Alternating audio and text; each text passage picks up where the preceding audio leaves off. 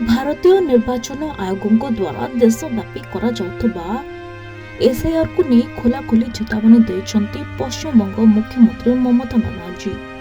ଯଦି ବିଜେପି ବଙ୍ଗଳାରେ ମୋତେ କ୍ଷତି ପହଞ୍ଚାଇବାକୁ ଚେଷ୍ଟା କରେ ତେବେ ପୁରା ଦେଶ ଦୋହଲାଇ ଦେବି ବୋଲି ମମତା ଚେତାବନୀ ଦେଇଛନ୍ତି। ମଙ୍ଗଳବାର ପଶ୍ଚିମବଙ୍ଗ ଉତ୍ତର 24 ପରଗନା ଜିଲ୍ଲାର ଠାକୁରନଗରରେ ଏସ୍ଆଇଆର୍ ବିରୋଧରେ ମୁଖ୍ୟମନ୍ତ୍ରୀ ମମତା ବାନାର୍ଜୀଙ୍କ ଏକ ବଡ଼ ଶୋଭାଯାତ୍ରା କରିଛନ୍ତି। ବୋଗାବର ତ୍ରିକୋଣ ପାର୍କ ନିକଟରୁ ପ୍ରାୟ 3 କିଲୋମିଟର ପର୍ଯ୍ୟନ୍ତ ଏହି ବିଶାଳ ପଦଯାତ୍ରା ହୋଇଥିଲା। ସେଠାରେ ପ୍ରଥମେ ଏକ ଜନସଭା ଆୟୋଜନ କରାଯାଇଥିଲା, ଯେଉଁଥିରେ ମମତା ନିଜ ଅଭିଭାଷଣରେ ଏସ୍ଆଇଆର୍କୁ ଅରାଜକତା ଏବଂ ଧମକପୂର୍ଣ୍ଣ ବୋଲି ବର୍ଣ୍ଣନା କରିଛନ୍ତି। ନିଜ ଭାଷଣରେ ବିଜେପି ଉପରେ ମଧ୍ୟ ଖୁବ୍ ବର୍ଷିଛନ୍ତି। ମମତା କହିଛନ୍ତି, ବିଜେପି ରାଜନୈତିକ ରୂପରେ ତାଙ୍କର ମୁକାବିଲା କରିପାରିବ ନାହିଁ କିମ୍ବା ଡରାଇ ପାରିବ ନାହିଁ। ନିର୍ବାଚନ ଆୟୋଗ ଏକ ନିରପେକ୍ଷ ସଂସ୍ଥା ହୋଇନାହିଁ।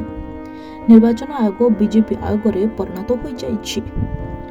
ନିକଟରେ ଶେଷ ହୋଇଥିବା ବିହାର ନିର୍ବାଚନକୁ ଉଲ୍ଲେଖ କରି ମମତା କହିଛନ୍ତି ଯେ ବିହାରର ଗରିବ ବିରୋଧୀ ନେତାମାନେ ବିଜେପିର ଖେଳ ବୁଝିପାରିଲେ ନାହିଁ। ଆମେ ସେମାନଙ୍କର ଖେଳ ବୁଝିପାରୁଛୁ ଏବଂ ଆମେ ସେମାନଙ୍କୁ ବଙ୍ଗଳାରେ ସଫଳ ହେବାକୁ କଦାପି ଦେବୁ ନାହିଁ। ଯଦି ସେମାନେ ବଙ୍ଗଳାକୁ ଛୁଇଁବାକୁ ଚେଷ୍ଟା କରନ୍ତି ତେବେ ଆମେ ସମଗ୍ର ଦେଶକୁ ଦୋହଲାଇ ଦେବୁ।